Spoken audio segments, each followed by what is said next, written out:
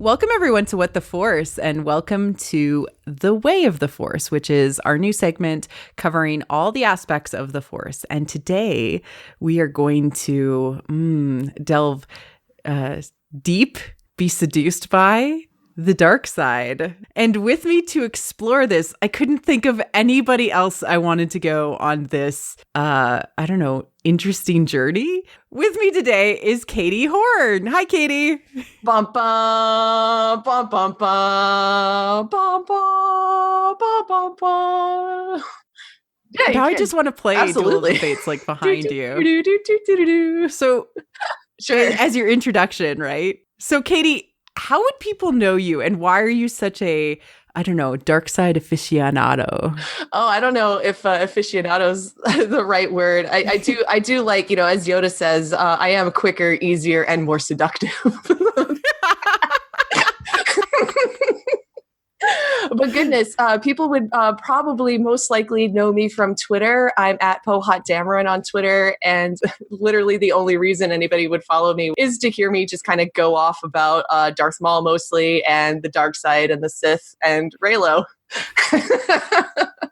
You are also one of the co-hosts on Wampa's Lair. That's absolutely true. Yeah, people might know me, yes, from my podcast where I sit down with my co-hosts Carl and Jason every week just to go off about Star Wars, and I'm always the one sobbing in the corner about the dark side and Darth Maul and Reylo.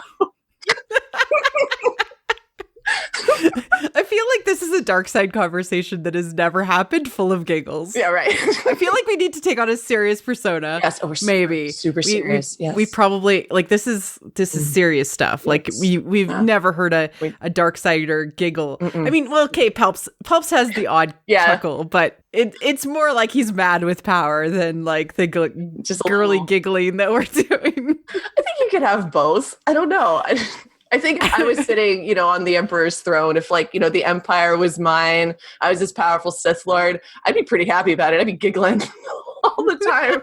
Making the galaxy read my Reylo fanfic. Giggling about it. But no, you're right. We're serious. We're serious. Okay. So do we mess around on the dark side? We don't. We don't do that here. No. We must feel the hate within us. Yes, the rage. We feed it. And feed it. Because we need to become more powerful. Yes, power. I'm going to do all of my Darksider impressions. I love it. Yes, which are all terrible. So be prepared. It'll cause pain, thus bringing us closer to the dark side. Yes. Okay, so should we take on personas for this dark side? Because we have to kill our old selves. Yes, let the past die. Yes, to become who we are meant to be. Yes. Katie, kneel. I'm kneeling before you, master. All right, what's your name now? What's your new Darksider name? I am now Darth Cersei. Ooh. Yes, I see now. I think a lot of people hearing that will think Game of Thrones, which is just, that's not inaccurate. Like Cersei. I am. She could totally be a Darth. Yeah. She already is. She kind of is. Goodness. Yeah. The Sith would tremble before her. Oh my goodness. She would own that operation within a week. But when I think Darth Cersei, I'm more drawing my inspiration from the Greek icon, from the Odyssey. The goddess, the enchantress Cersei. The enchantress, yes. Who would turn men into swine when they displeased her. That's me. That's my dark side ways. And I will go by Darth Melusine, which is one of my favorite kind of mythological characters who enacted revenge on others and was kind of a vengeful spirit and ended up being cursed with 2 tails, and you'll know her best from the Starbucks logo. Yes, my master. Starbucks. Not officially sponsored, but that's how pervasive my brand is now. I love it. Oh my gosh, Sith Starbucks would be my favorite Starbucks. Just us behind the counter. Just us, like, would you like your coffee darker? People are asking for cream and we're like, no, none. No. Suffer. Pain. No. The bitterness will make you stronger. People like, they tell us their names for us to write on the cups, but we're like, no, you will now be Darth Vader. Darth Vader. Nihilist. He didn't talk much. You keep on complaining. They didn't put a tip in the jar. We just throw their coffee on the floor. We're like, drink it off the floor. You can tell we were definitely meant to be Sith Lords. You could tell. I mean, I've never really explored this side of me, but it's kind of liberating. Yeah, exactly. Yes, that's Darth Cersei. It's liberating. This whole idea of the dark side, just as a little bit of a setup, is, obviously George wanted to create kind of two sides of a coin, right? Mm-hmm. Like he really liked the idea of this force and the force of others and this whole thing. And most religions or sacred stories out there had versions of a dichotomy.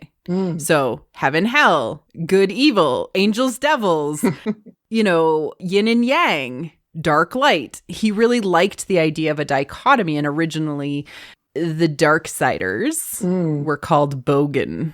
And even up until the Sith Code, that was still true. The original name for Darksiders were Bogan. Mm-hmm. We've now had that name come back to refer to Sith artifacts. Ooh, I like it. In Dooku Jedi Lost, which if you have not checked out, you should totally check out. Oh, I still need to. Yeah. There's so many cool concepts that as I was reading through in the most skimming fashion, the Sith Code today. Nice. Because Katie's like, you need to read the Sith Code in her Darth voice, right? Yeah, of course. And I was like, I'll try. So I was like skimming it. Dark side homework.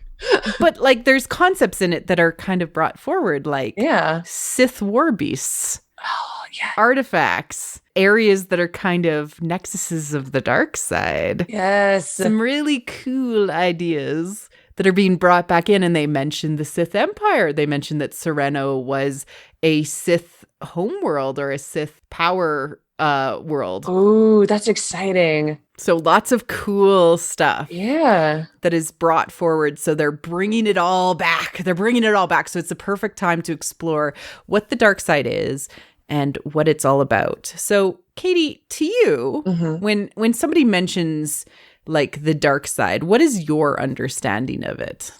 My understanding of the dark side is it really is the other half of everything. It's when Rey is sitting on Octo, meditating with Luke, and he says, "Reach out. What do you see?" And she says that there's life, death, and decay that feeds new life, warmth, cold, peace, violence. The dark side is that other half of everything that we live in pursuit of. We live ideally in pursuit of life and warmth and peace. But, to have those things, there has to be that other side of it. For there to be life, there has to be death. Mm-hmm. Mm-hmm. And these things are natural. Both life and death are natural, and we shouldn't fear them.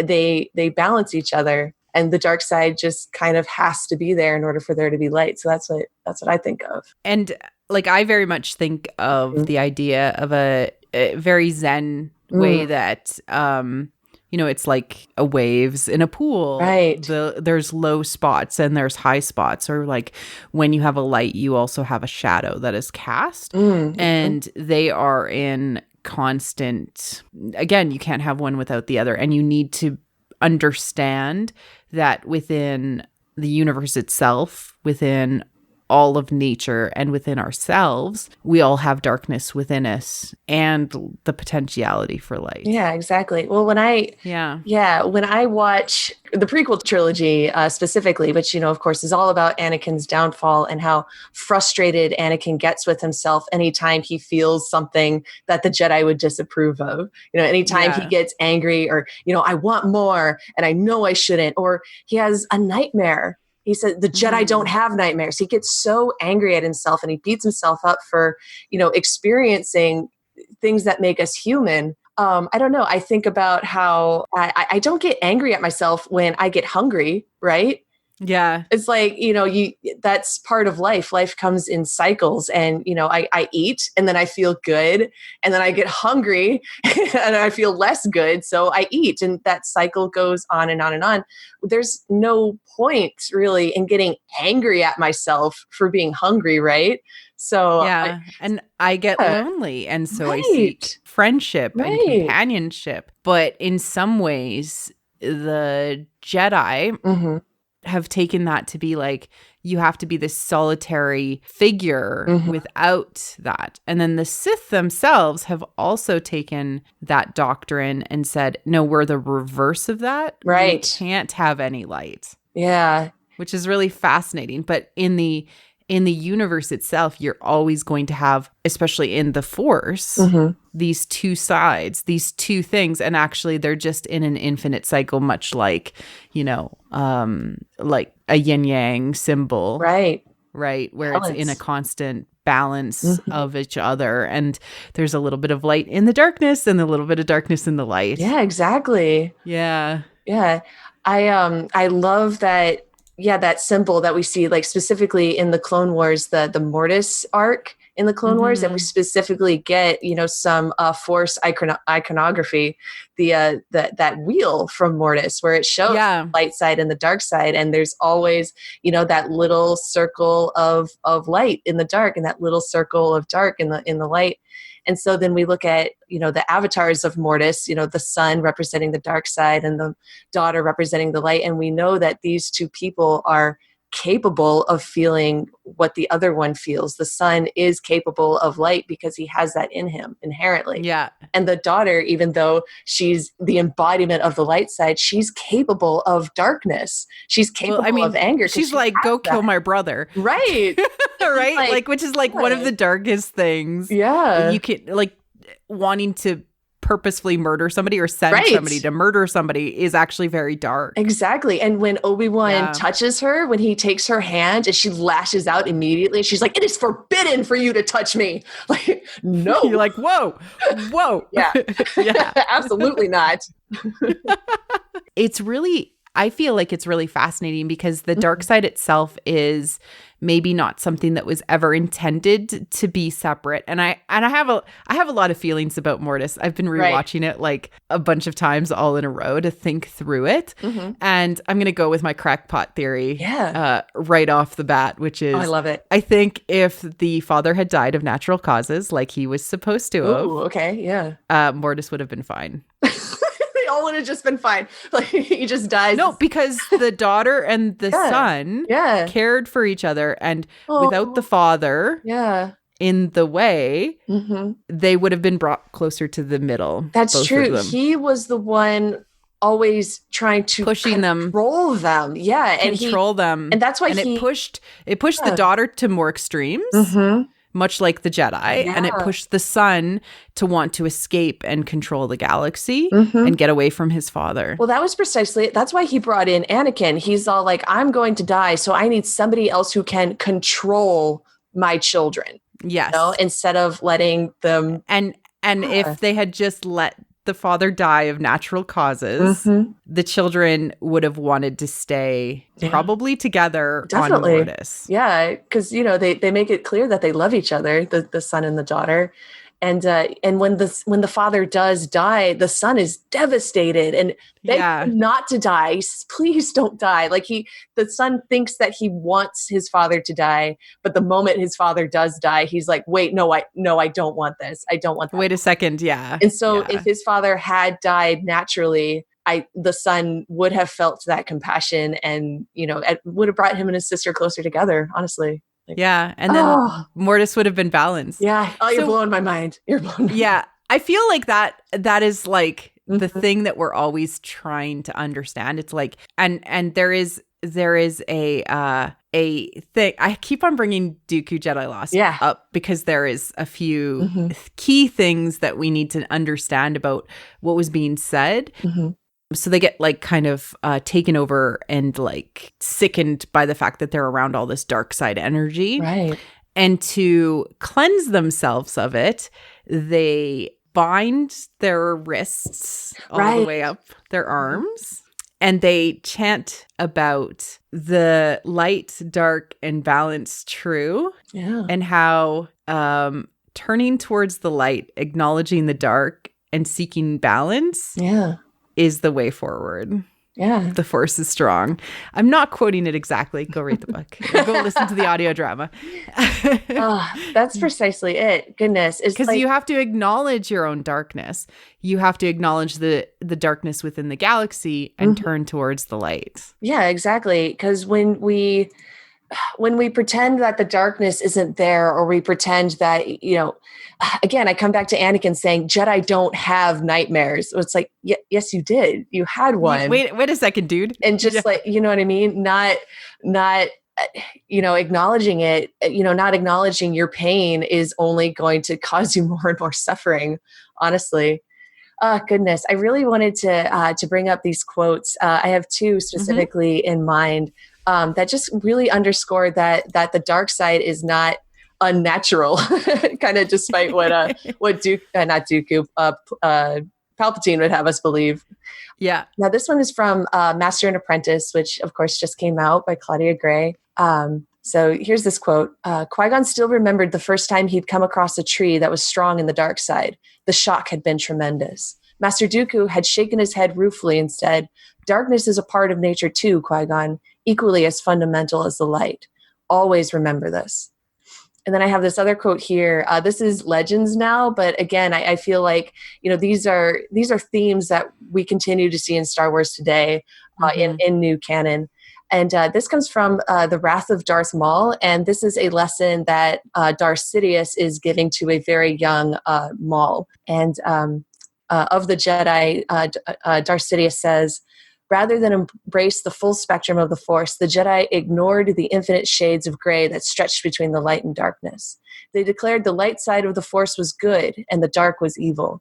To them, there is no in-between, no middle ground. It is one thing to examine an energy field that permeates the galaxy, but to give that energy field characteristics of good and evil, one might as well say, that cloud wants to protect us from solar radiation, but that other cloud wants to strike us dead with lightning." And I think that's such a good summation of kind of what the dark side is, or at least how I interpret it, where it does exist. It will always be there, and we have to find a way to live with it. Mm-hmm. Yeah. Mm-hmm. Yeah. And it doesn't mean it doesn't mean, to be somewhere in the middle and balanced, I need to kill a bunch of younglings and then save myself. That's not what this is about, right? Yeah, but it's about that is most unbalanced, honestly. But it's about acknowledging that dark side things, or destructive things, or things that give us pleasure and power and come along and are short-lived. We shouldn't necessarily seek those things, but understand that they happen to us. Yeah. Right? Yeah. And then continue to try and understand that within ourselves and within the context of the fact that we exist within a larger community of living organisms and the force of others. Yeah. Oh, precisely. It's like when Anakin and Palpatine are discussing the Sith and the Jedi. Yeah. And Anakin says that, the Sith are selfish. They only think about themselves, and the Jedi are selfless. They think about others. Ideally, we should, live for the light and, think about things outside of ourselves. That's the light. I think the light is the things outside of ourselves, and the dark a lot of times are those selfish wants, Yeah. And Dave Filoni will often describe the difference between the dark and the light as selfish and selfless. And actually, George has been quoted several times saying the same thing. Fundamentally, the dark side is selfish. But here's the thing. Yeah, exactly. Here's the thing. Here's the thing that is so interesting is that selfish things happen to us all the time. Oh, absolutely. We selfishly want to love another person who loves us back. We selfishly want to live in a comfortable home while others might not be comfortable. These things happen to us, and we have to be okay with them happening to us, but still try for selfless ideals. Yeah. Like pleasure, power, all of those things will come to us and be in our possession for periods of time. But the key is to not seek those out constantly and just understand that they come along. Yeah. Well, I look at like Padme, who, was elected into this a position of immense power, and the people wanted to ratify their constitution to keep her in that power. But she gave it up. And she gave it up. She had that immense wealth, that immense privilege, that power for a really long time. And when her time was up, she gave up that power. It really is kind of like seasons, kind of like nature. There will be times of harvest, times of feast, and then the storms roll in, and there will be times of darkness and times of famine. And both of those things are natural. And it's like, how do you keep balanced? Because the dark side is, in Yoda's words, more seductive, right, more easy. It's a constant uphill battle towards the light. And that's why you have to understand the darkness, understand the good things and the things that come easy for you, that give you a sense of, I hate to use the analogy like drugs or power, or like, these, I had this really amazing bender and I had a lot of pleasure from that because it was so much fun. Right. And it came along once. But it's not like I can do a bender every weekend. Yeah, exactly. Or every night. I have to turn towards, connecting with others and the interconnection that we're all in this galaxy far, far away together. Mm-hmm. Yeah, exactly. Because, if you're constantly chasing that high, that good feeling, that's not going to leave you feeling good in the end. It's really not. That's only going to create more despair, I think. Yeah, and that's the point. Like, it's like, how do you stay in the dark side? Like, that's the key, is how do you stay in the dark side? Because like Ben Solo, I feel it again, the pull to the light, right? Because it's isolating. It's lonely, and you're always hungry for more. Oh my gosh. There's another quote I want to pull that you're making me think of. There's so many stories in new canon. I'm thinking about like Darth Maul in his comic from 2016 or 2017, where he is almost tempted from the dark side, but he's too afraid to leave it. He's afraid of what his master will do to him if he walks away. He'll surely die. And I think Ben Solo he's afraid of what will happen if he tries to go back to his family. They'll reject him or something, or he's too afraid. And then that reminds me of Anakin. Has been placed in the Vader suit, and this comes from the Revenge of the Sith novelization. Right after Anakin has become like Darth Vader for real and for true, more machine now than man. And so this is how it feels to be Anakin Skywalker. You did it. You killed her. You killed her because finally, when you could have saved her, when you could have gone away with her, when you could have been thinking of her, you were thinking about yourself. And in that blazing moment, you finally understand the trap of the dark side, the final cruelty of the Sith, because now yourself is all that you will ever have. And you rage and you scream and you reach through the Force to crush the shadow who has destroyed you. But you are so far less now than you were. You are more than half machine. You are a painter gone blind, a composer gone deaf. You can remember the power that was there, but you can only touch a memory. So with all your world-destroying fury, it is only droids around you that implode, and the equipment and the table to which you are strapped shatters. And in the end, you cannot touch the shadow. In the end, you do not even want to. In the end, the shadow is all you have left, because the shadow understands you. The shadow forgives you. The shadow gathers you unto itself, and within your furnace heart, you burn your own flame. That's lovely, because that really does encapsulate for me why people who fall to the dark side don't leave. They're so afraid to, because the light will judge them and find them wanting, or at least that's what they fear.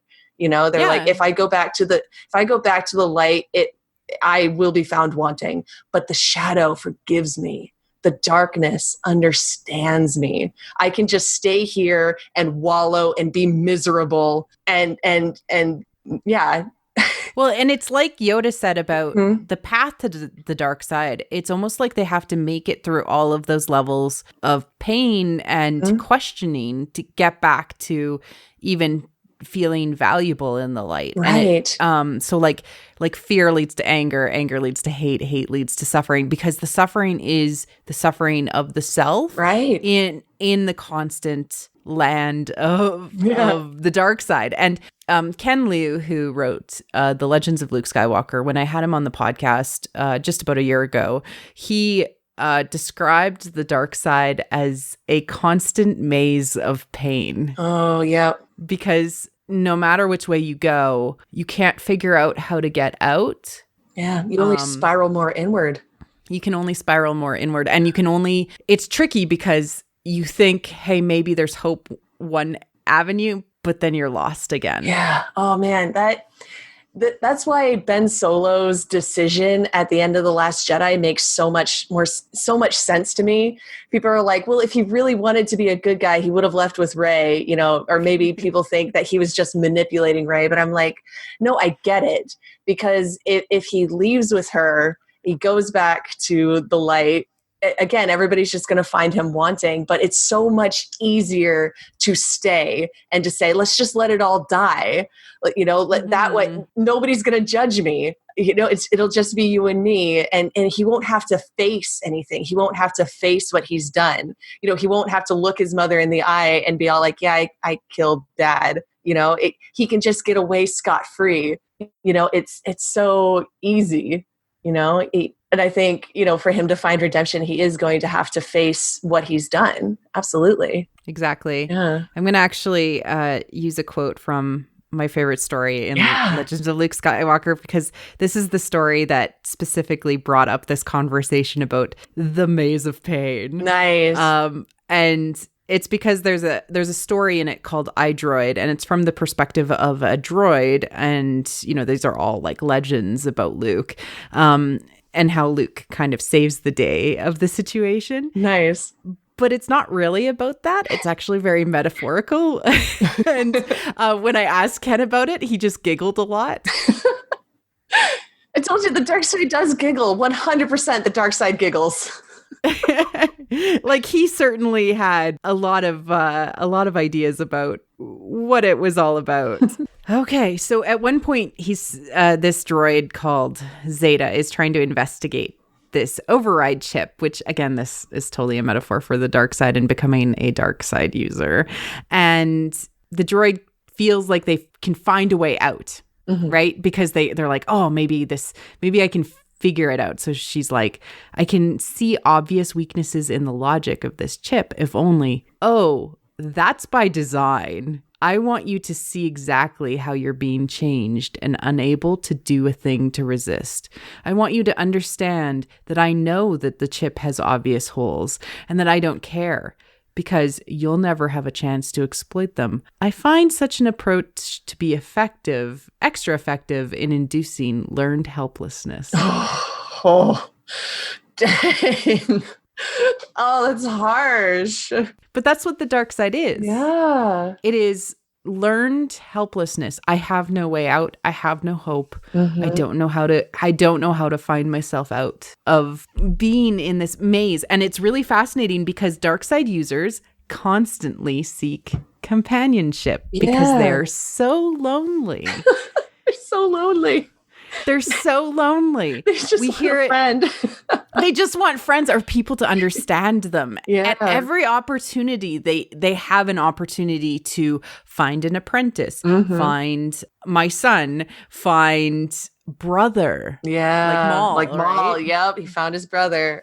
Yeah. So it's and there's always Ben Solo. Yeah, there's always a moment where someone on the dark side looks at someone on the light and says, "Join me." Like, that's so Star Wars. It's so Star Wars. So Star Wars is someone on the dark side. Come be in my shadow with me, because me and my shadow alone are too much for me to bear.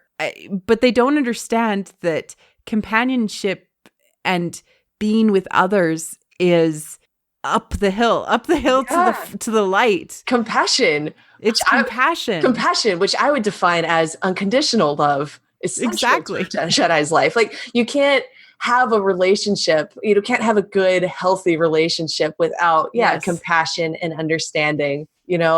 And eventually it spirals. If you end up pulling that person down with you, they end up becoming, shrouded in the dark side, isolated, and potentially, getting rid of you or going away from you, right? Like that's the problem. And that's why what I find so fascinating about both the Sith and the Jedi is that they have established learned servitude.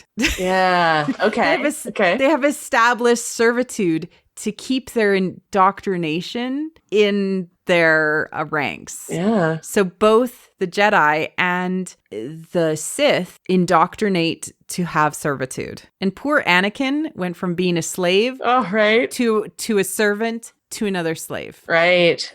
Just being entombed inside the Vader suit, forced to kneel and call Sidious master. Anakin. Oh, Anakin. I feel so bad for Anakin. And the only reason we have the prequels as a tragedy is so that we can see what it truly means to be redeemed from the eyes of the person needing to be redeemed. Exactly. Oh, yeah. Gosh. I want to talk about the Sith Code. Okay, let's talk about the Sith Code. Again, I skimmed it. And what I found super fascinating was how many notes from Mace there were. Right. Like, okay, Mace Windu, just like reading this text all the time. And just, I don't think the Sith could return without us knowing. Like, got something. He's just so sassy. Like, oh my gosh. Yeah. Well, so like the Sith Code, did you want to kind of give an introduction to what this book is? It is technically not canon. Right. So yeah, we have. But it's interesting, and some of the stuff in here is still canon. But yeah, there is a Book of the Sith that you can get, and it just has, like the Jedi Code, you can also get, and the Bounty Hunters. Exactly, yeah, and it has a whole book. Yeah, it has the history of the Sith. How they fell. And it takes a look at like the nightsisters and how they touch the dark side. It is fascinating reading.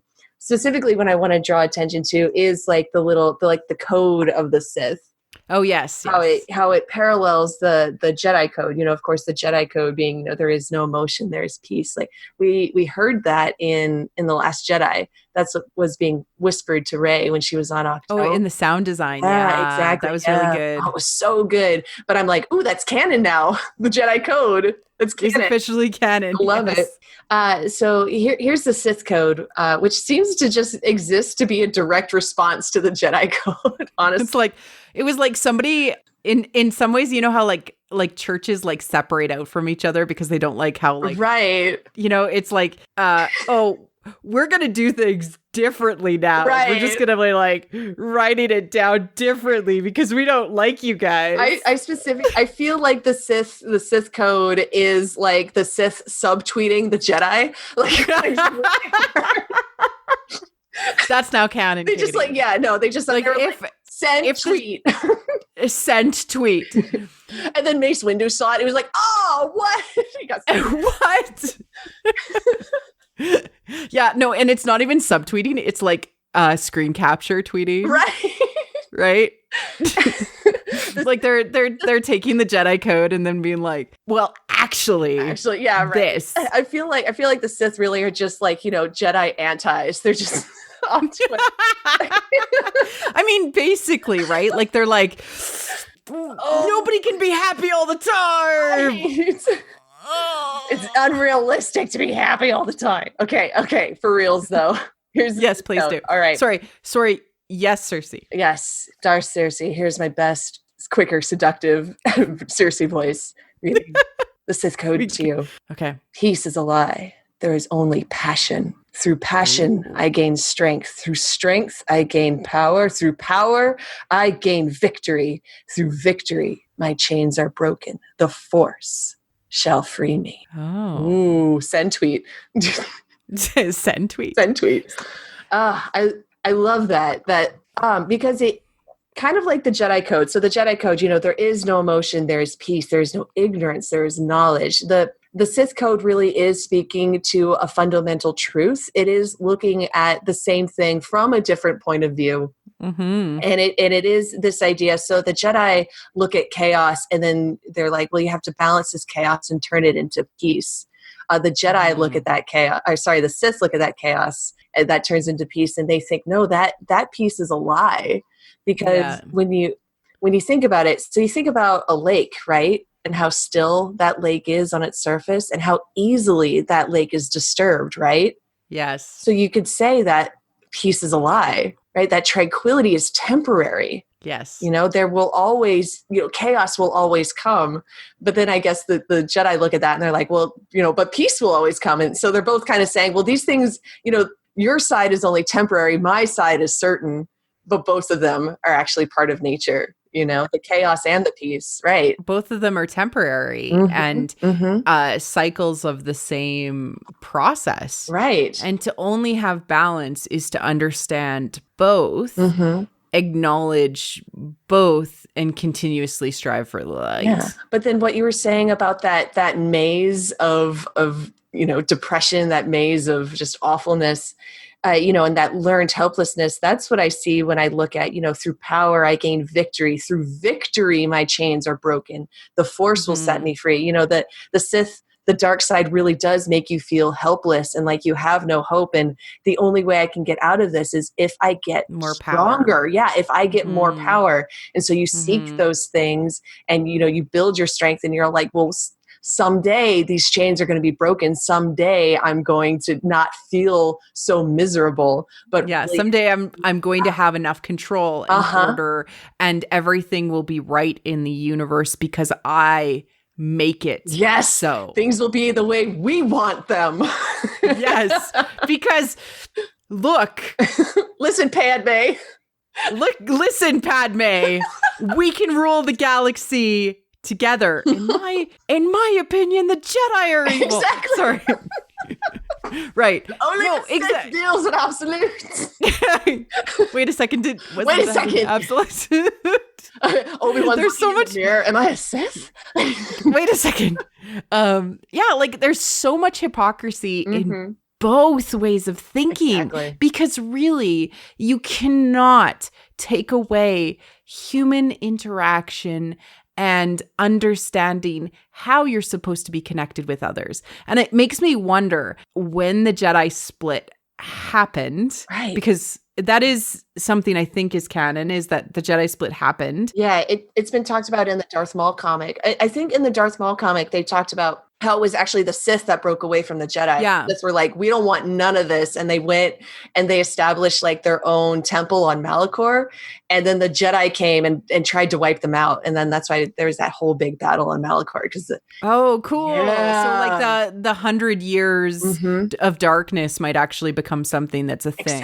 Exactly. Yeah. Which is the 100 years of darkness is after the first Sith separation and mini war, which honestly, I just want to see that. Yes. Like if that's the plan for like one of the future like movie sets, it has to be. Please, like I just want to see badass people like destroying each other with lightsabers, and then like having two people who love each other on opposite sides, and then like, I mean, like, wouldn't that be a perfect way to be like thinking about the Skywalker saga in that, and then how that all ties back to the whole story, and like why people separate out is because like, like very Lost Stars in some ways. If you need to frame it in that mind, like I view things in one way. I want to have the opportunity to do what's right and, be in love with you. And the only way I can be in love with you is by leaving you and trying to fight for what I believe in. Oh my God. I just wrote your trilogy. Sorry, I'm like, that's exactly how it goes. Like, yeah. They're like reaching across the battlefield for each other. The Force theme plays. Yes. Like take notes, Ryan Johnson. Like just and if this doesn't happen, you and I are writing this story. Exactly. Yeah. And I'll turn it into an audio drama. Yes. I'm here for it. Yes. Darth Cersei becomes canon. Yeah. Oh my gosh. Yeah, all of it. We'll just like write all of it. And then but like that's the idea, is probably something along the lines of like, the denial of self is actually one of the biggest things that you can do to cause yourself to have a mental breakdown. Yeah. Yeah. It's like denying the things that are true within yourself. So from a psychological perspective, the dark side and the light both suffer from, the same challenges. Yeah. Just opposite ends. Exactly. Yeah. Yeah. All right. Do you want to talk about some Dark Force users? Yes. All right. I feel like I need to. Yes, exactly. Well, let's tell the tales of some known Dark Force users. Did you ever hear the tragedy of Darth? I'm sorry. Darth Plagueis the Wise. Yes, there we go.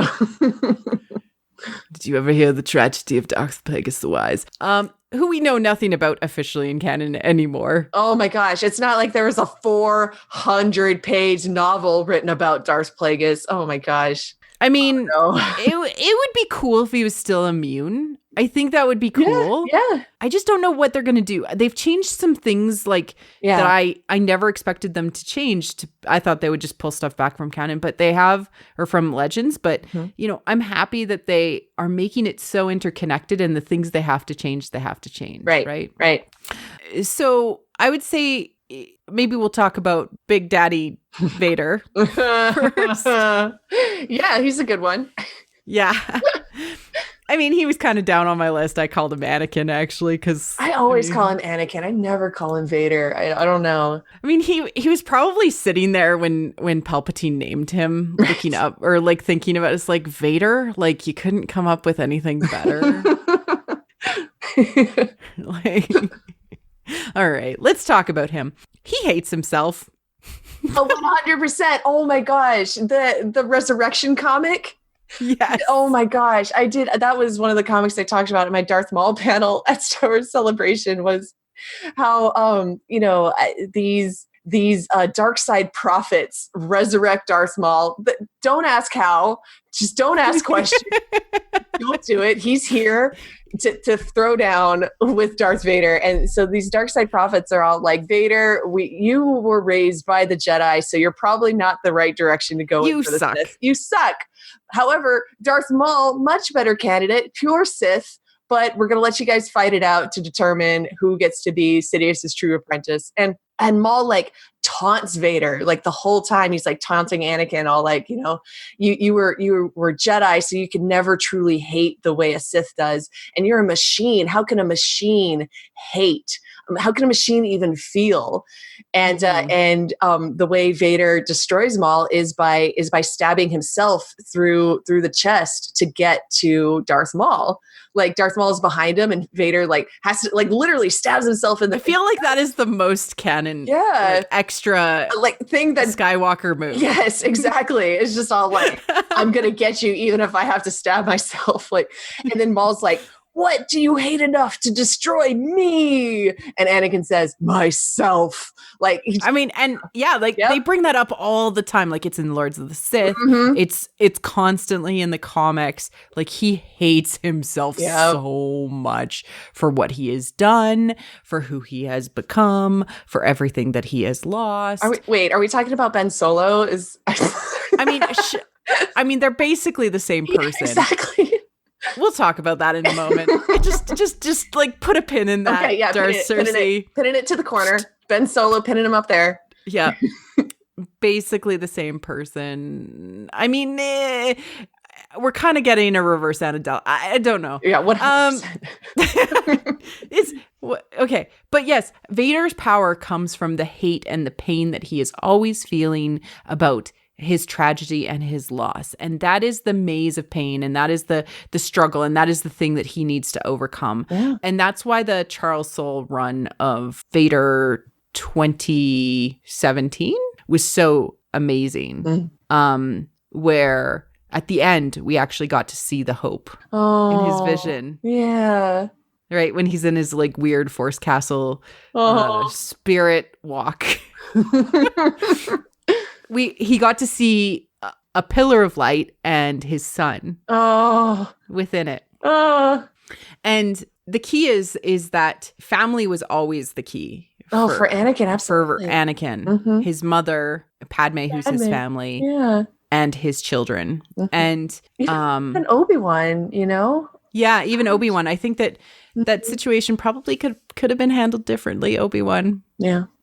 Obi-Wan. Yeah. I mean, literally, Palpatine is like the worst. He's like, oh, by the way, you've been burned, and you get to go now live on that planet so you can feel more pain and make it yourself more powerful, because that's the trap. Oh, right? gosh. That's the trap, right? Like, oh, great. I get to remember when I lost everything literally all the time on this planet. Can you just imagine Palpatine like giving Vader a tour of his new castle? It's like, and if you look out this window, you can see the exact spot where you strangled Padme. Do you remember that? That was so funny when you killed your own wife. When you killed her. Died because of you. Good times. And then Palpatine's, I think in the 2015 Vader comic, sent him to Tatooine. Oh, right. To negotiate with Jabba the Hutt, where he's like, I hate this planet. I know. I hate everything. Like constantly Palpatine is like making sure that he's just just a reminder. Yeah. You suck. Just grinding salt into that wound. And sand. Sand. Just sand into the wound. It's just nothing but sand. Just sand. It's like salty sand. It's like sea sand. He like drills a hole into Vader's helmet, sticks a funnel in there, and just pours sand into the funnel. And then like little plug. And then he's like, I hate sand. It gets everywhere. It's everywhere. And when he like sends him to Geonosis, and Vader like remembers kissing Padme on Geonosis. And it's constantly Palpatine that's doing these things to Vader. Like he's constantly like his beck and call is like, oh great, another like terrible thing that I have to go through. Palpatine. This is what Vader thinks about in his little back to tank all the when time. He's floating there all the time. Oh man, that scene in Rogue One was so good. Mm-hmm. Seeing him in the back to tank. Oh my gosh, I would have given anything for just that water to go down a little more, or to see like Hayden Christensen's face. That's all I wanted. Well, they actually had it was a prop model. Ooh. And you could actually see it in one of the behind the scenes creature shop photos. What? And they were like, is that Hayden Christensen? Oh my gosh. Body double? What? Yeah. No, it's just like a wax figure. Or like, like it was like a torso with his like a bald head. That's so good. I didn't know that. Yeah, I'll find you the picture. I love it. Yes. This is why you're the dark side master and I'm the apprentice. Trolling the internet gives me my powers. Exactly. I feel like you're actually the master because you know so much, but that's fine. And then I guess we should probably talk about Palps. Palps is literally the worst. The worst. I cannot wait to see him just put down for good in Rise of Skywalker. I'm so here for it. Like everybody is good compared to him. Everybody. And Dave Filoni has been quoted in saying, like, especially about those Rebels episodes where he's trying to tempt Ezra, he is the literal manifestation of the devil in the Star Wars universe. He is the worst. Yeah. Oh, that was the thing. Yeah. I heard him in an interview with, I think it was with the Wookiee Gunner podcast. And it was right after Twin Sons, right after Maul had died. And one of the hosts on there was like, do you think Maul could ever become one with the Force? She was like begging, like, Dave, like, please, Dave, give me some hope for Maul. And Dave was all like, I don't know about Maul because he's definitely not as bad as Sidious. And he just went off, Dave Filoni just went off about how Sidious was this, quote, wretched thing. And how he could never be one with the Force because he rails against the very essence of the Force, and he like clings, to life and only life, to the fact that, to the point that he's only thinking about himself at all times, and then could never become one with the Force. And then Dave was like, and Maul's not that bad. Yeah, exactly. And yeah, like I want to know how bad Naboo actually is to produce Palpatine. Yeah, that's the thing. I don't think Naboo's that bad. I just think kind of the point is that these things can spring up anywhere. Anakin, our Oh, chosen one, was born on Tatooine. You know, yeah. what did Luke said? If there's a bright center of the universe, we're on the place it's farthest from. That's Yes. what Tatooine is. It's ridden with crime lords and huts. And Slavers. Like it slavery. is a Yeah. terrible place that you just do not want to be. And yet it gave us Anakin. And so I think, Naboo, being this beautiful, lush place could absolutely give us someone like Palpatine. These things can spring up anywhere. It's like the darkness in the light and the light in the dark. Mm-hmm. Hmm. Absolutely. Yeah. Hmm. Yeah. So let's talk about the next Dark Force user. Who's your favorites that we Darth Maul. see in canon? Yes. Yay. Bumpa. Bumpa. Da-da. Sorry. No, I'll do it all day. I'll start singing it in Sanskrit. Are you kidding me?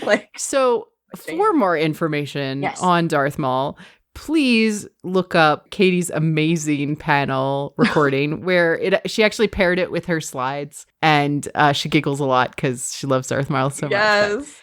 Okay, Darth Maul. He's got a pretty unique background from a Sith perspective, because most of them are like found. Right. Or converted or seduced. Exactly. Yeah. Most of them are seduced to the dark side. Darth Maul was basically born on the dark side and raised to think of nothing but the dark side. We now know that Darth Sidious kidnapped him from Dathomir when he was just an infant, raised him on Mustafar, mostly by droids, murder droids. So many murder droids.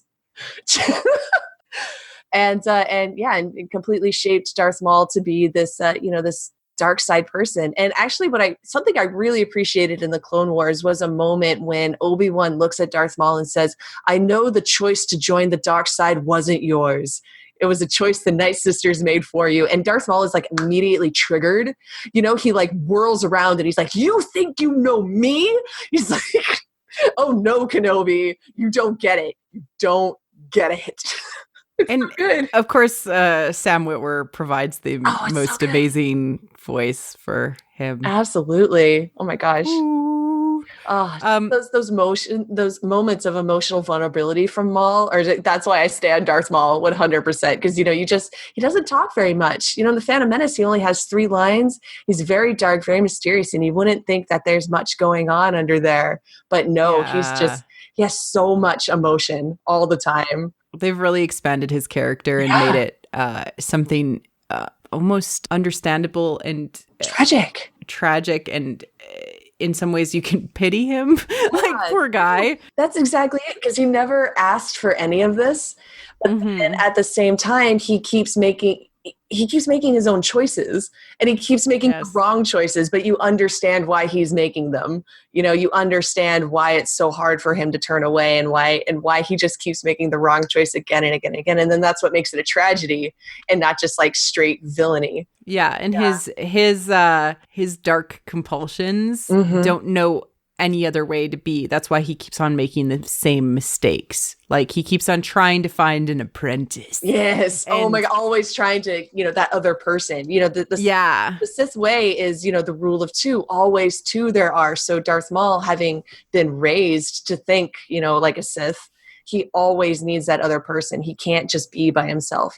Always 2 there are. He always needs another person. And we see him like collect people, almost by habit. If he has his brother, and then he like tries to grab Ezra, as an apprentice, and Kira, the same thing. And in the comic, there was Eldra Catus. He tried to, have like a team up with her.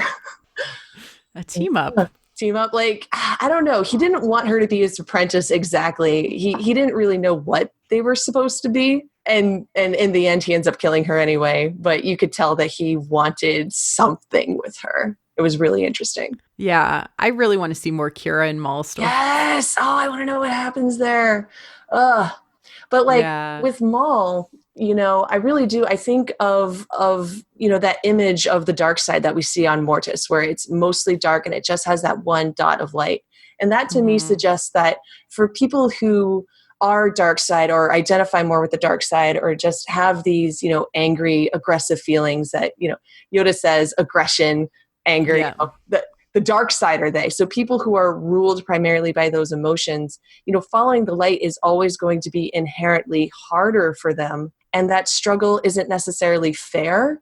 But it is what it is. And denying that struggle, denying that it's harder for you doesn't make the pursuit of the light any less worthy. Mm-hmm. Light, the light side comes easier to Obi-Wan Kenobi, who was raised by the Jedi and taught to think like a Jedi and be calm and passive. The light side comes easier to him than it does to Maul, who was raised by the Sith and taught to think like in Sith ways. But both of these people should ideally, walk towards the light. It's always going to be harder for Maul, but that light is in there. And I think, I don't know, that's very beautiful. And what I've been toying around with in my mind, and this ties back to kind of my weird Mortis theory that if the father had just died, they would have been fine, is that the master apprentice model is fundamentally flawed for both. And actually it should be pairs of people that are meant to help each other understand. Two equals, things. yeah. Two equals. Like two halves of a same protagonist. Right. Chance. Because if you have this forever power imbalance, right, you're always going to feel lesser towards what you need to be, and or the other person has power over you, and that can be manipulated. Whereas if you're walking a path together and the goal is to help the other person be more facing towards the light, and your goal is for them to understand and acknowledge the dark, you're going to end up walking the gray and walking the middle. That's so smart. That's so good because, with like Rey and Kylo are two halves of the same protagonist.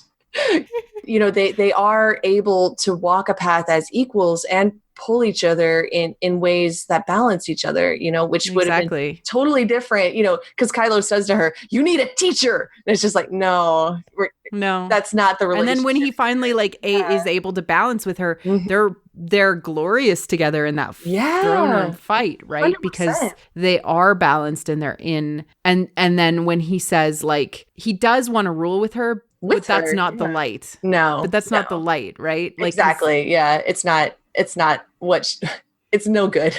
That it's offer not what is no either good. Of them need. That offer had no credit. Right, exactly. Oh my gosh. Well, and then remember when Darth Maul and Savage Opress first started their journey together, that's the offer. The offer that Savage makes Maul is one of equals. He's all like, "Brother, let's share our power. Yeah, brother, let's be equals. Let's, he says, let's share our power." And Maul is immediately like, "No, that is not how this works. I am the master and you were the apprentice." And he literally pushes Savage down on the floor, just completely humbles and humiliates Savage. And it's just like, "No, I'm the stronger one here." Immediately that power imbalance that you were talking about, they weren't able to walk as equals. And then that was kind of their downfall. And in many ways, it's kind of how people view marriage ceremonies or like that sort of binding of people, is that you're looking for your equal and partner to, in sickness and in health, bring you up when you're down, right, support you during the low times, help you rise higher than you thought you could be. That's what I think Jedi were missing. And maybe the intention of the iconography from the earliest temples is that students were meant to be paired together and not mastered and apprenticed. But because of the misunderstanding of things over time, they got away from that. Yeah, maybe. Yeah, that's smart. Yeah, I like it. My weird theory about why Mortis is important. The dad should have died. The dad should have get the dad out of here. That's kind of the thing. I mean, I hate to quote Kylo again, let the past die. That's kind of it, because it's not until, the children have to be able to come into their own. They have to be allowed to come into their own in that way. And when they're denied that, there's no growth. And there isn't to say that there isn't a place for teaching and understanding of what has come before, because that's how you avoid past mistakes.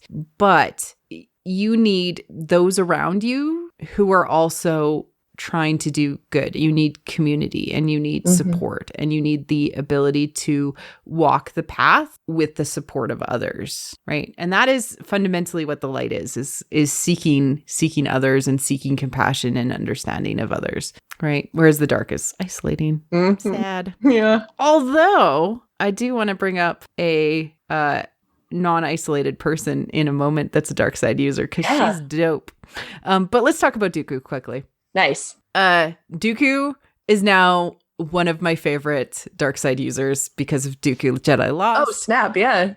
He is amazing. He falls into the same traps that Maul and Anakin and all of them do. He is seduced by attachment to his sister. Oh. Like, he didn't want to lose her. He wanted to have this person that he could feel a interconnection with. And it made him question everything about the Jedi Order and give him free will, and breaking of the chains was very prominent in the book. He himself ends up taking on kind of all of this power very suddenly. And he has a lot of power in the galaxy, but is still a servant to Palpatine.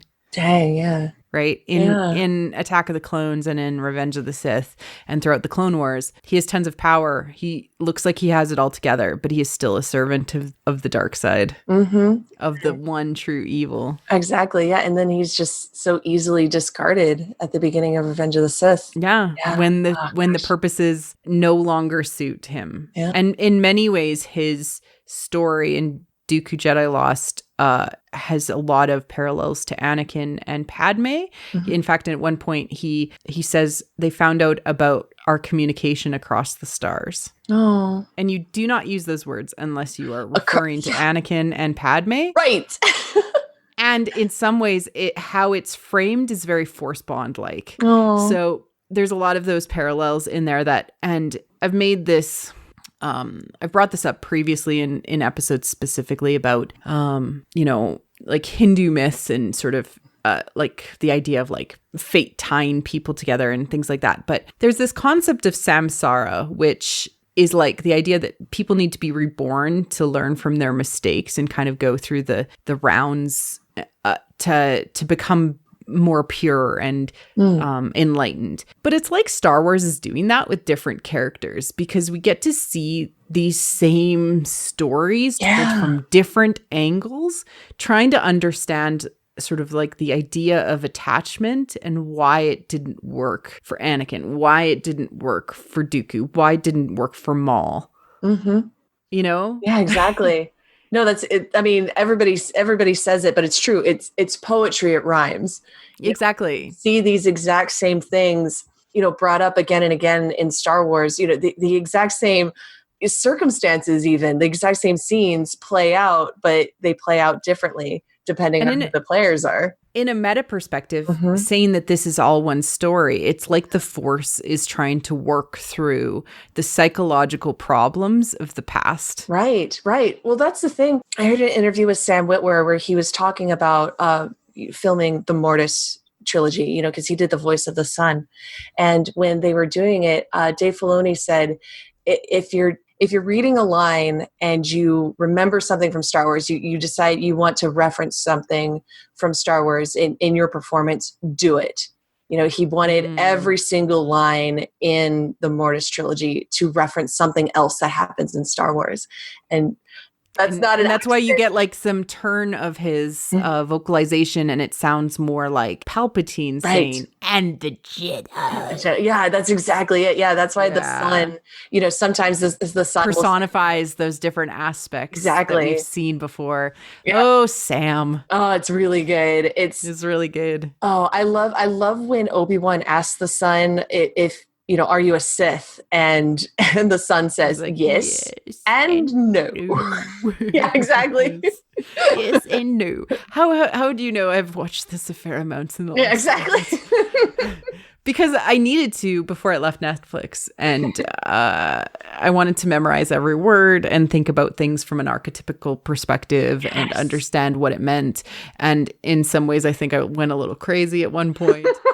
If you're watching Star Wars and you're not going a little crazy, I don't think you're paying attention. I mean, especially Mortis is like, Exactly. if you watch it like 4 times in a row, gosh. it's really easy to go like, it's all connected and like galaxy, like the weird like drawings on the walls and everything like that. Like it's Mortis is like, I don't know, a shot of pure Star Wars to the veins is, and then you take 4 of those shots right in a row.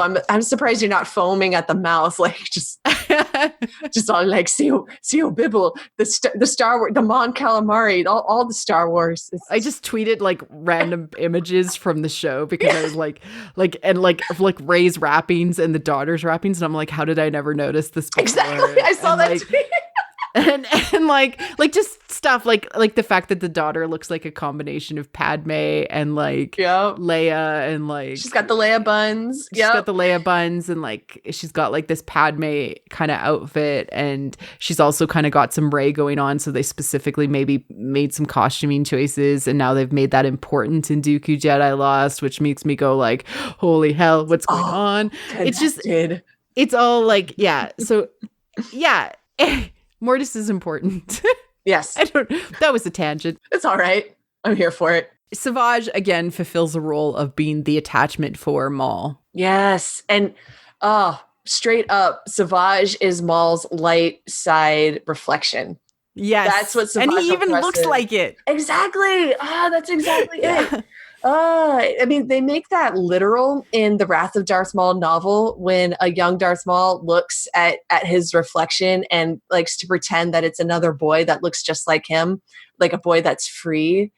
And then at the end of the novel, Maul meets Savage Opress, and he's like, "Oh, you're the boy in my reflection." Like, it's like, that's the me that's free, and then you look at Savage Opress, who, he's a really good person. When we first meet him, he sacrifices himself for someone he really cares about, for Farrell. And so I think Savage is like deliberately set up to be Maul's light side reflection. Again, we have these two halves the same, exactly, the same dark side user, exactly.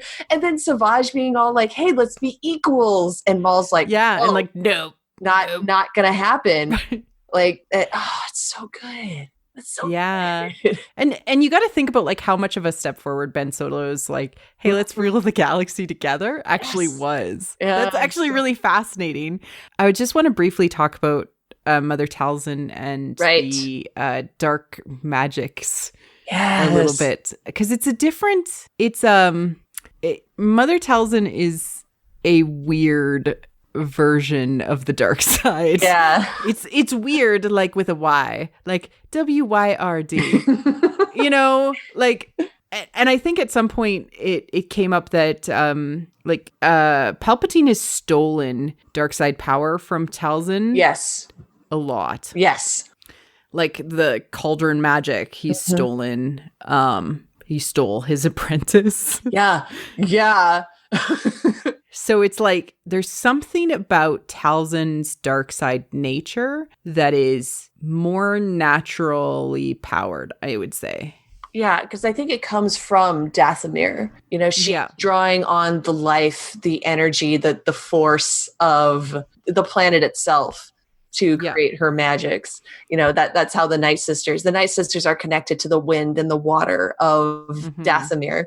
And that's how they use it to do their magics and to preserve their dead, to literally like resurrect their dead. And I think that's what drew Sidious to Dathomir, was this idea of, of immortality and resurrection. And, he wanted to study it and figure out if he could tap into it. And so, he learned a lot from Talzin. He stole a lot from Talzin. And then, of course, you ask yourself, like, well, why would Mother Talzin give all this stuff to Palpatine? It's because he promised that they would share their power. He's all like, once I take over the galaxy, you'll be my right hand, Talzin. And Talzin's like, that sounds great. Wait a second. Where are you going with my baby? Come back. Oh, yeah, and Taliesin is like just biding her time. Like, let's figure out how to have some revenge. Well, because it's 100%. She has no power off of Dathomir. You know, her power comes from Dathomir. So a lot of her like long game was about drawing Sidious back to Dathomir, and she finally does that in the Son of Dathomir comic. Maul is able to lure Dooku and Grievous to Dathomir, and Maul he's going to waste them. Maul is so much better than Dooku and Grievous. Those are just facts. Don't at me. And you know, if Maul does kill Dooku and Grievous, then Palpatine has no army for his Clone War, right? Yeah. Like he kind of needs them. So Sidious himself comes to Dathomir to save Dooku and Grievous. And Talisin's like, great, you're finally on my home, you know, my home planet. I have home field advantage. I'm going to get you, Sidious. But it doesn't work out for her. Sidious kills her. And it's so heartbreaking. Maul has to watch his mom die. Like right after being reunited with her, he has to watch his mom die. It's the saddest thing. And that's like so interesting because we don't actually technically see her die before she shows up in those weird Jar Jar disappeared episodes. But she is dead. Yeah, she's kind dead. She's a weird ghast or a dark side ghost that's haunting. Yeah. What I love about that and that weird magic is that she's kind of this glowing like cloud energy. Right. And we see Palpatine when he gets thrown down the chute in his weird blue cloud energy. Right. So, so yeah, he's still alive apparently. Or he's something, right? He's something, like, he's probably a shadow of his former self. Well, in Rebels, we see Maul, you know, when Maul brings Ezra to Dathomir, we see Maul communicating with Mother Talzin's orb, and it's like filled with that green smoke. You know, we don't get to see that conversation. We just get to see him hunched over and trying to like communicate with it. And I'm like, is Mother Talzin, and he makes a deal with it, and and then they're possessed by the green smoke in the eyes. Exactly. Who's gonna get possessed by the blue smoke? Oh, we know who. Oh no, it's gonna be Rey. Oh, you think they're gonna? Ooh, plot twist. Yeah. I mean, yeah, that would be. Wouldn't that be cool? That would be intense. I don't know. Oh my gosh. Like, I think it would be too obvious to make it Ben. Yeah. I don't know. We'll see, because Palpatine, it's been implied, you know, in like Aftermath. It was in Aftermath when Leia's pregnant with Ben, that, you know, there has been this dark side force like preying on her son since before he was even born. And and then the dreams he has in TLJ that Luke looks into his brain. And sees all destruction and a galaxy burning and all of the Jedi dying. Yeah. Like, I always thought that was Anakin's dreams. Oh, yeah. Like he was having the dreams of Anakin, and Anakin was somehow trapped. Oh, dang.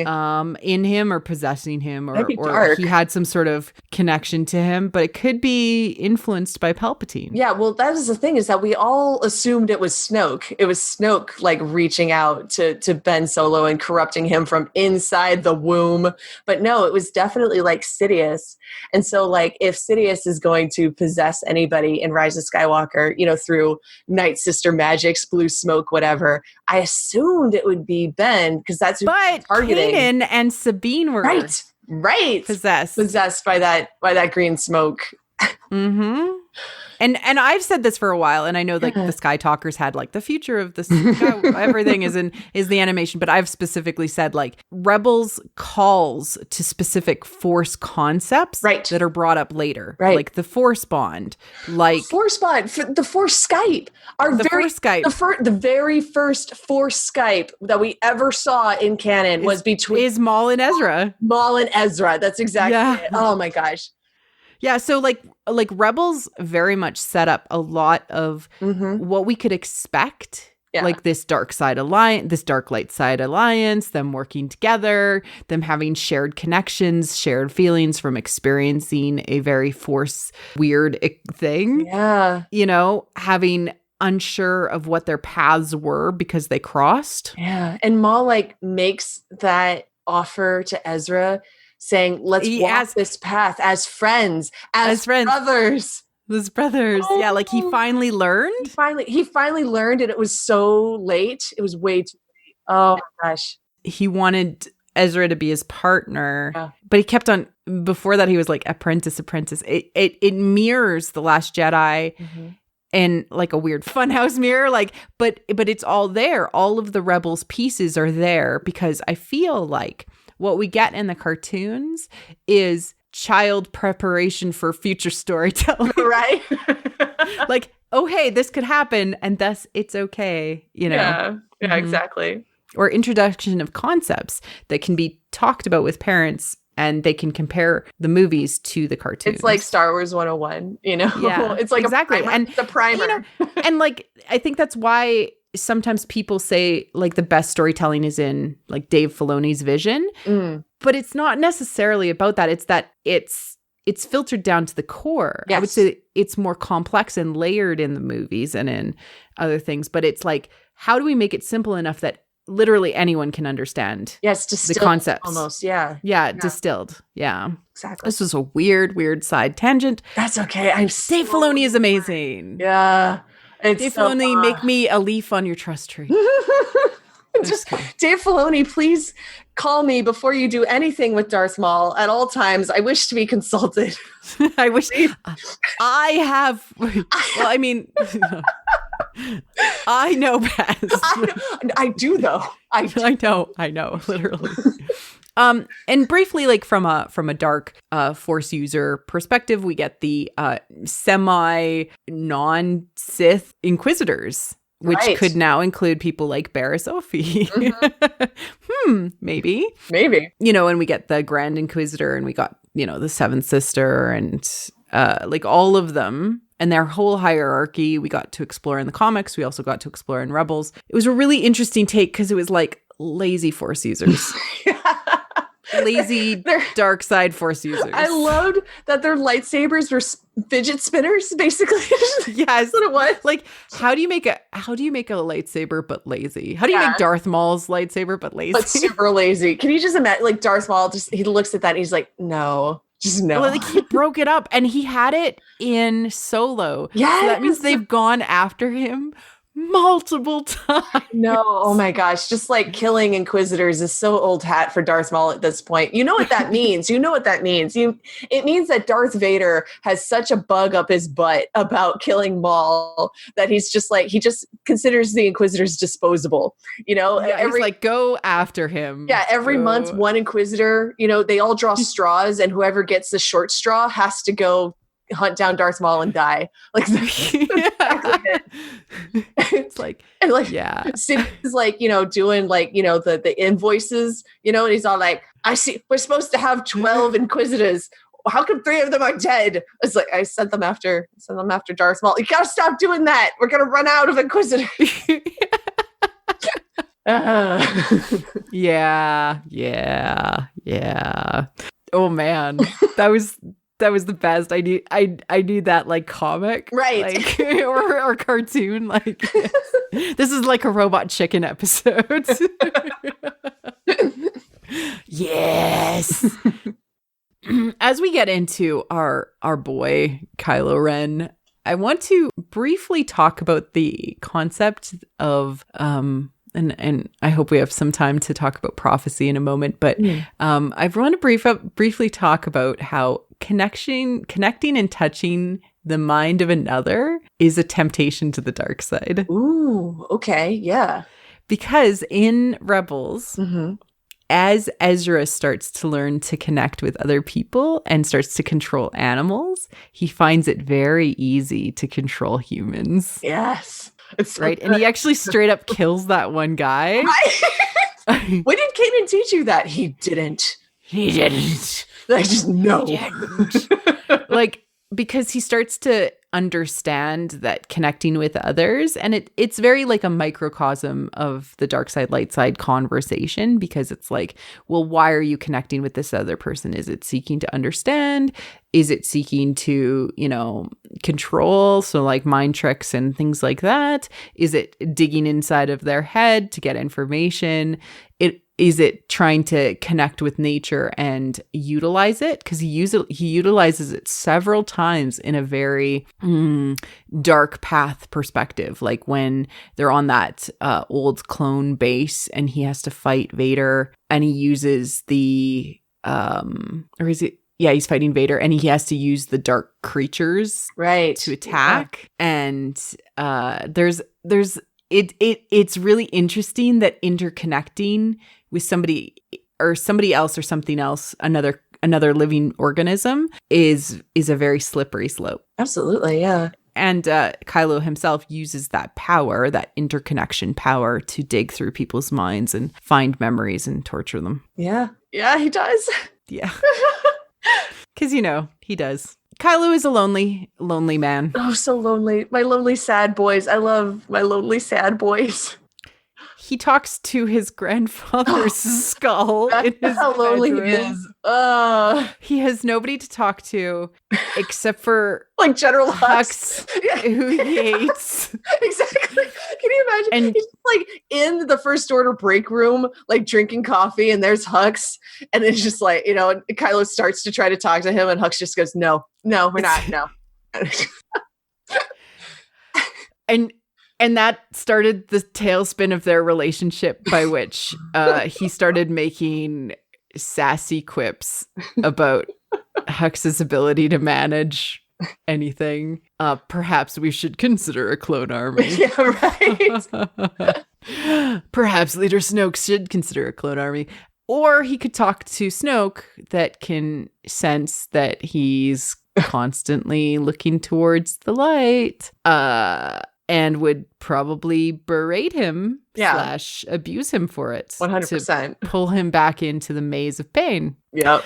I don't see how we can't empathize with Dark Force users, given all of these examples. We didn't even talk about Ventress, who literally at the start of Dooku Jedi Lost is about to commit suicide. Oh. And it's dark, and she ends up kind of sliding into the dark side path very quickly and easily over the course of the book, is questioning it because of some cool stuff that happens. But she's in a dark place. And she hates it there. Yeah. She hates everything, much like most dark side users. Yeah. Ventress is awesome. Yeah. She's really cool, and she has a really amazing redemption arc. They should have let her live. Yeah, they really should have. Long beleaguered sigh. Long beleaguered sigh. And it's interesting again because we get that same theme of equals in Dark Disciple. Yes. Where they're just, where her and Quinlan Voss are walking the same path together. Huh. That's weird. A Jedi and a not Sith. Yeah. So weird to see the same themes repeated.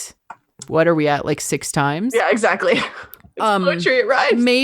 Maybe that's important to pay attention to. I don't know. I don't run a Star Wars podcast.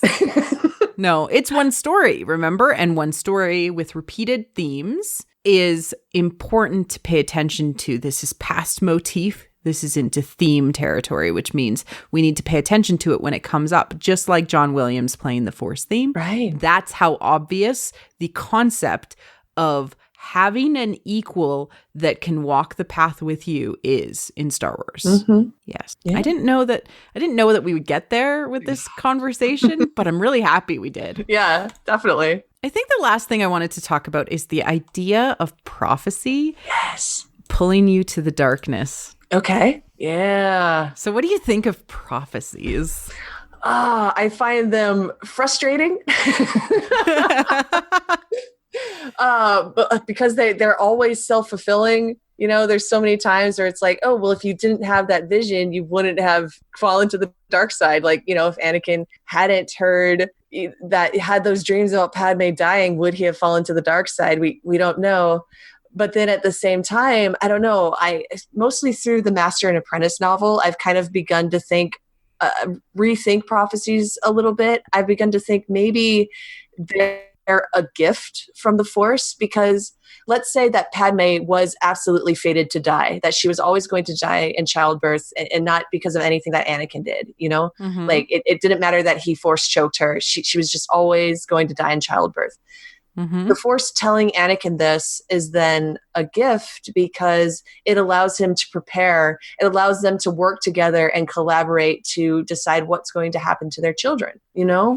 Yeah. Like, and how he would handle it. And I think that if he had done what she asked and left and gone to the Lake Country, they would have been surrounded by her family, and that support structure would have helped them get through it if she had died. Yeah, exactly. I mean, maybe he wouldn't have been allowed to be a Jedi anymore, but then he would have had 2 beautiful children. He could have had happiness. Can you imagine Anakin raising those children? Right. Yeah, just raising Luke and Leia, being a single dad. But then again, he would have had that support network of Padme's family. Padme's family, yeah. Obi-Wan might have been his support network as well. Like, yeah, like I think that I think Obi-Wan was too caught up in the commitment to the Jedi, and because he said, like, you've made a commitment to the Jedi Order so many times. And it's like, well, actually, everyone has a choice. Yeah, exactly. Well, it's just like, what's the worst that can happen if Anakin is just like, you know what, I'm going to go raise my babies. Like, okay, they add him to the Fallen 50 or the Fallen 20 or whatever. They're all like, ooh, that Anakin, he walked away from the Jedi. No. But he gets to go raise his children.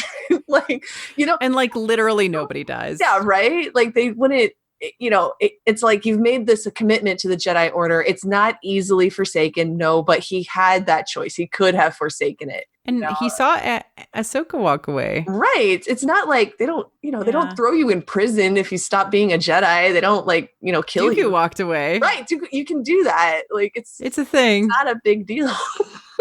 Anakin, chill out. Chill out, dude. So it's Yoda gives him that advice when Anakin goes to Yoda and it's like, I've had terrible dreams of people close to me dying. And Yoda is all like, well, let go of all you fear to lose. And I mean, that would have been so hard for Anakin to let go of that fear of losing Padme. But if he had accepted it, accepted that this terrible thing is going to happen, because terrible things happen. I'm sorry, but they do. And been like, how am I going to move on from this? What kind of life are my children going to have? It absolutely could have been better. Yeah. But instead he fell to the dark side. He, was too attached and too angry. And and in some ways the Force vision of his mother suffering was also in some ways a gift, because he got to see her before she died. And if he had handled the situation differently, I think also like he didn't heed them. She was literally calling out help, right? She was calling out for help in his dreams, but he ignored them. Obi-Wan said, dreams pass in time, just ignore them and they'll go away. If he had answered them right away, maybe he could have saved her before she died.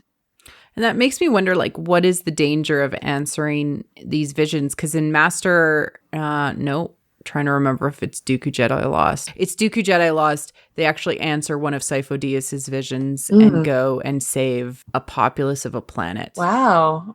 And it makes me wonder, like, what is the hesitation of answering these gifts from the Force? Well, I guess you could say that, if Anakin had gone off to rescue his mother, like, he has a nightmare about his mom, immediately is like, next morning we're on Tatooine, we're rescuing his mom, that could have like inflamed his attachments. He could have handled that situation every bit as poorly as he handled the Padme situation. You know what I mean? So that, I think that's the danger is, you're given these visions, these gifts, and you have to decide how you're going to handle it. Yeah, it's interesting because we actually got a version of that happened in the Clone Wars with Ahsoka having a vision of Padme being shot, right? And how she ends up choosing to handle it is by replacing Padme with a protocol droid. And it's like I'm trying to understand and wrap my head around like how that's any different than any of the other situations that we've dealt with. Right. And it was like, she still allowed the vision to happen. She just circumvented it. Yeah. Well, see, like, for Anakin specifically with like the Padme vision, I'm like, how many steps, like leaps of logic do you have to go down to be all like, you know what? If I kill all dark side. Yeah, dark side. If I kill all these younglings, I can stop Padme from dying. Anakin, we need to pull back. What caused it. Yeah, right. Right. Like he didn't even know what caused it. And I think that was it. It was like, you still have to let what will be happen. Mm-hmm. But sometimes you can do small things to make the situation better. Like had Anakin chosen to leave the Jedi Order, then it might have changed the outcome for a lot of people. Yeah. Oh, and I mean, look at it this way. Padme is all, Anakin's like, I keep having this vision of you dying. And Padme's like, maybe Obi-Wan can help us. And Anakin's like, no, don't even say his name. I don't want to hear about Obi-Wan. Like Padme is like, well, maybe these visions, maybe we should seek help. And Anakin just doubles down on, no, I'm the only one who can solve this problem. Yeah, like isolation again. Yeah, exactly. Yeah, and his fear was dragging him into the dark side even then. So interesting. I'm excited to see more of these prophecies and kind of see like where they're going with them and like what they mean. And there's a couple of cool prophecies in Dooku Jedi Lost. So also that, lots of cool stuff happening on the dark side front. And essentially what I'm finding is that it just makes me sympathize with dark side users even more. Because you have empathy. That's the whole point. Exactly. Yeah. And that's the point, is that you're supposed to feel bad for these dark side users because they're not in a good place. It's not a good thing to be a dark side user. It actually sucks. Yeah. It's filled with depression and pain. Yeah, that's exactly it. That's what brings Rey and Ben Solo together, is that moment of shared empathy, of shared pain. He tells her, my uncle tried to kill me. He shares this incredibly painful thing, and then she shares about how alone she feels. She tells him about this experience that she had, this incredibly painful experience that she had inside the cave, and that shared empathy allows them to reach across the stars. Yes, and that's and have compassion for one another. They literally turned both towards the light, i.e., the fire. Oh, that's empathy, compassion, which I would define as unconditional love. That's what unites us. Those are our connections to other, is empathy. Yes. Yeah. It's how you get away from the dark side, and how you find your way out is by taking selfless steps towards helping others. Exactly. Yep. And in the iDroid story, which you totes need to read, definitely, Katie, that's how the problem is solved in the end. Oh, that's so good. Oh my goodness, this is such a fun episode. Yes. Darth Cersei, yeah. my apprentice. That was my best. Yes, that was my best Palpatine. Yes, my master. At last, we will reveal ourselves to the Jedi. At last, we will have revenge. Exactly. This is a lot of fun to talk about the dark side, even though it is actually very depressing. Oh, I love talking about the dark side. I mean, that's why I'm always. It's all angst. It's all angst. That's why I'm always like screaming about Darth Maul and Ben Solo on Twitter, because it's like, oh my gosh, they're such disasters. I love them.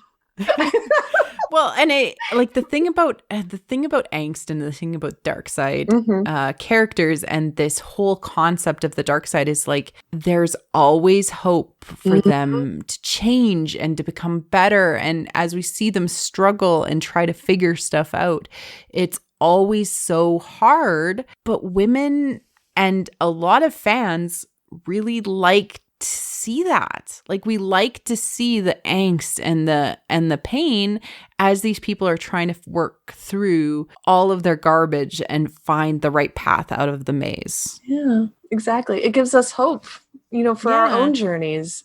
for our own journeys, and that like maybe what they're experiencing is just a small, is a grandized, fantasized version of my own struggles or your own struggles or somebody else's own struggles. Exactly. That's exactly it. Oh. Yeah. So this has been The Way of the Force, the dark side. Thank you for joining me on this journey with Katie. Katie? Can you remind people where they can find you? Absolutely. You guys can find me on Twitter at PoHotDamron. You can also tune into my podcast, The Wampa's Lair. You can find us on iTunes, or you can find us on Twitter at Wampa's Lair. We just sit down every week to talk Star Wars. It's a lot of fun. Goodness. Thank you, everyone, for tuning in, and cheers. Thank you, everyone, for listening to What the Force. I'm Marie-Claire Gould, your host. Our music is orchestral music composed by Christy Carew. We have a Patreon at patreon.com/whattheforce. We would like to thank all our patrons, especially those who love What the Force, In Wild Space, Night Huntress, and Susan. We are available wherever podcasts are found and YouTube. You can connect with us at Twitter at WT Force Show or on Facebook at What the Force. Feel free to reach out to us and start a conversation. Cheers.